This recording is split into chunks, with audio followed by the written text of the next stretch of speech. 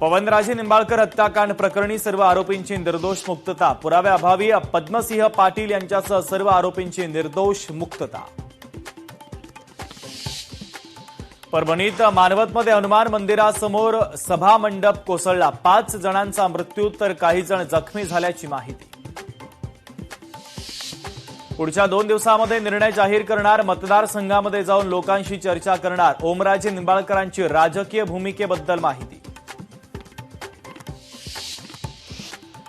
पवनराजे निंबाळकर हत्याकांड प्रकरणी निकाल दुर्दैवी। या प्रकरणी सीबीआय सर्वोच्च न्यायालयामध्ये अपील करणार। उपमुख्यमंत्री एकनाथ शिंदे यांची प्रतिक्रिया। आरोप म्हणजे केवळ राजकीय षडयंत्र। न्याय देवतेनं आम्हाला न्याय दिला। 17 वर्षांनंतर न्याय दिला। लढ्याला यश आलं। राणा जगजितसिंह पाटील यांची प्रतिक्रिया। पवनराजे निंबाळकर हत्याकांड प्रकरणामध्ये पद्मसिंह पाटलांना दिलासा। पण पवनराजे निंबाळकरांची हत्या कोणी केली, का केली, मुख्य सूत्रधार कोण? 20 वर्ष खटला चालूनही प्रश्नोत्तरीतच। माझा भावनिक निर्णय चुकीचा असेल पण राजकीयदृष्ट्या निर्णय चुकला नाही अशी भूमिका मांडलेले ओमराजे निंबाळकर आता हत्याकांडाच्या निर्णयानंतर मतदारसंघामध्ये जाऊन अंतिम निर्णय घेणार असल्याचं वृत्त।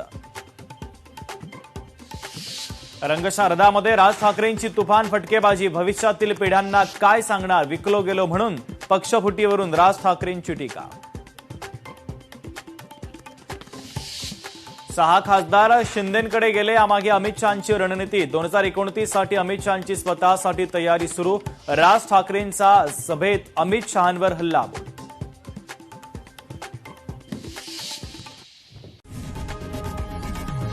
लोकशाही मराठी ऐका, पहा, जागरूक रहा।